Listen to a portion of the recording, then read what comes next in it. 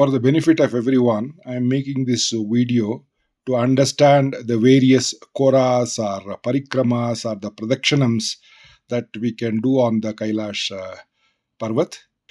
Okay, so we always start the pradakshanam from the place called Darchan. Okay, from Darchan we basically go to Yama Dwar. Okay, so I'm giving it from a Hindu perspective.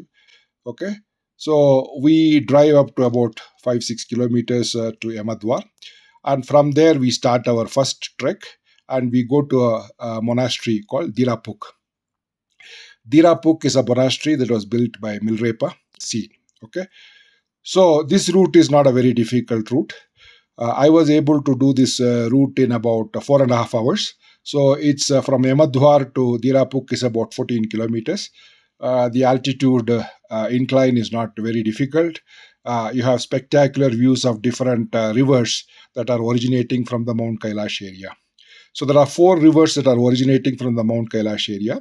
They are River Shududri, or what we call as Satluj in modern parlance, the River Sindhu, or Indus as we call in the modern parlance, a tributary to River Sarayu. Okay, it is called by different names, and eventually it joins Sarayu. Okay, then we also have Brahmaputra originating from the same region. Okay, so all these 4 important rivers originate in and around the Mount Kailash Parvat, or the Kailash Parvat, and the Lake Mansarovar. So from Dirapuk, you have 2 options.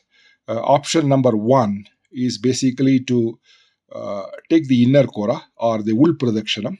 The advantage of the wool pradakshanam is that you will be able to see all the 4 faces of Mount Kailash, okay, or Bhagavan Shiva. So normally the first view we will get of Mount Kailash is the south face. The south face is considered as the back of Bhagavan Shiva. Basically, Bhagavan Shiva is sitting in a yogasana, in a padmasana, with his yoga mudra, facing north. And if you look at the south face, I'll post the videos later. The south face will look like somewhat of a spine in his back, slightly bent forward. Okay. The north face is his front face, and you have both the west face and the east face. The west face is visible when you are going from Yamadwar to Dirapuk. When you take the outer Kora, in here the black lines, you won't be able to see the east face. Only when you take the Inner Kora, you will be able to see the east face as well. So only if you do the Inner Kora, you can see all the 4 faces of Mount Kailash, or all the 4 faces of Bhagavan Shiva. The Inner Kora is basically shown in the line red. Okay.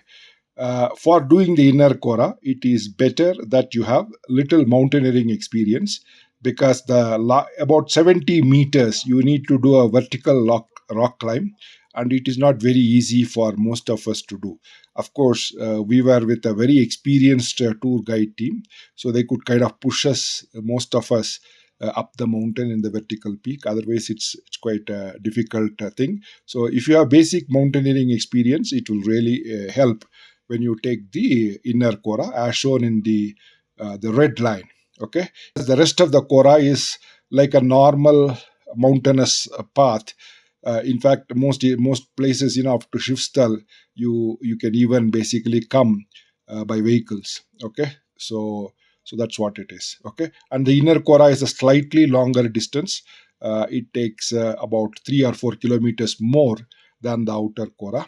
So the rest of the thing is not very difficult to manage, okay, except the 70-meter vertical rock climbing that you need to do, and it is a wet rock. It's not a solid rock. There is also roughly a 30-meter climb on a river, or basically on the rocks of a river, pebbles of the river. But unfortunately, the river inside is frozen and icy. Okay, so when you walk on it, you will slip as well. Okay. So this is the second day. On the first day, you could also do another thing. That is, after reaching Dirapuk, you could take a break, and which is what we also did. You can go up to a place which is called as Charan Sprash, or Namaskaram Idam, or Namaskaram place. Okay, so this is basically, there is a stream that comes down the north face to the Dirapuk monastery. So you can go up to there, and you can basically go along the stream of the river. And previously there again used to be a glacier at the end of the river. So you cross at the glacier and go to the other side and touch Bhagavan Shiva's feet. Okay. Unfortunately, again, like the Inner Kora route, where I mentioned the 30 meters, where you are on slippery, pebbles, the same problem exists here also. Okay. So this is considered basically, the from the head of Bhagavan Shiva, we have the Ganga flowing down to his foot, and that is where the stream is ideally considered to be originating, and that's where you go and get the blessings by falling at his feet, touching his feet. In addition to that, this is about 4 or 5 kilometers probably from Dirapuk Monastery, going along the stream. Some inclined climbs are also there, so you need some reasonably good fitness. And finally, you can go further down. And as you can see, the north face has a rocky bottom, unlike the south face, which is full of snow. So you can also touch Bhagavan Shiva, and that's called touch Kailash. Okay.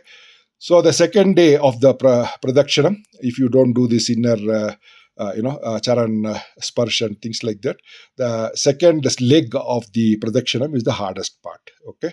Both on the outer Parikrama, which is indicated by the black line, and the inner Parikrama, which is indicated by the red line. Then, of course, you come to another place called Jutulpuk.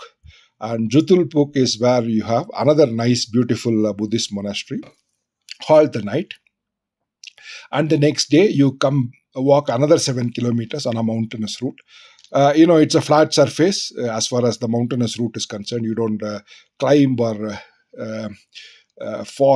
descend any incline, but unfortunately, it's a mountainous route, so there'll be ups and downs. Okay, that 7 kilometer is quite easy to manage. Most of us could manage an hour and a half to 2 hours. Okay, so this completes the Parikrama. So you have two options to do it: the outer Parikrama, which is all on a typical, if people have visited Chardham, if you go from Gaurikund to let's say Kedarnath, it will be similar route, about a 6 feet wide road. Okay, stone and mud.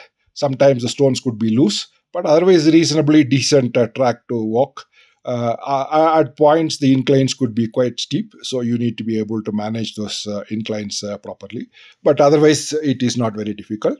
And for the Inner Kora, of course, many times there are not such a wide path, and also this 30 meters of climb through this icy pebble covered river, and 70 meters of rock climbing is there. Okay, then you come back to Darchan, and the south face we have a few more things to see here. Okay, so first is basically what we call as Ashtapad.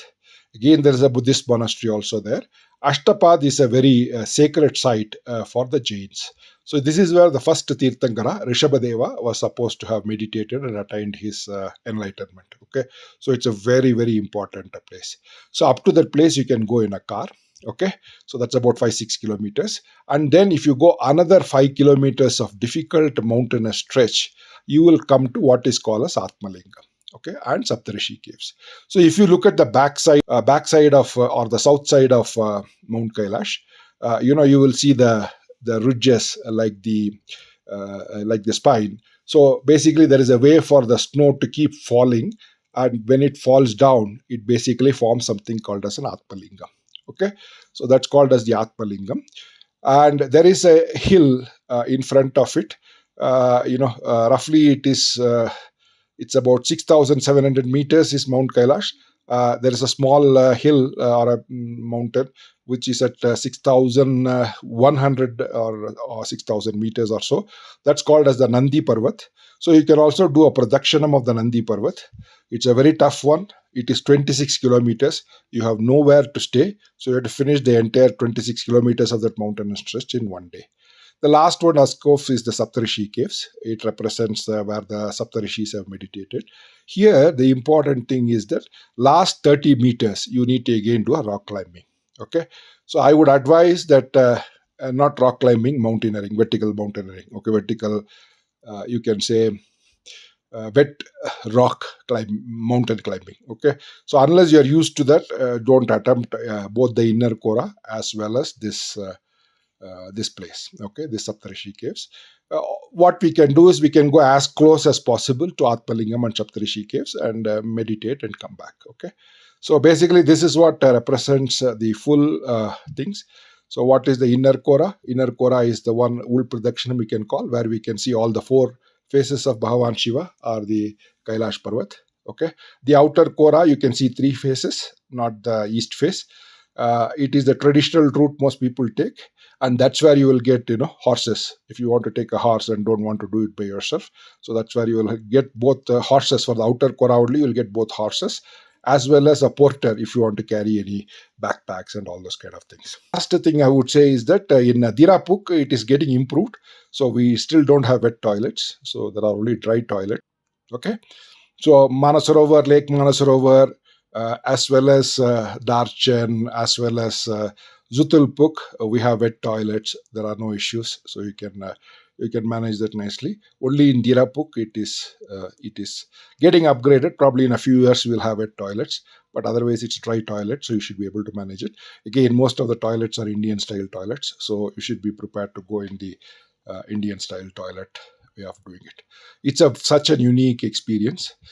So basically, in the Kailash Parvat or the Kailasa Malai is where Bhagavan Shiva, Bhagavan Devi Parvati, and Ganesha is supposed to reside.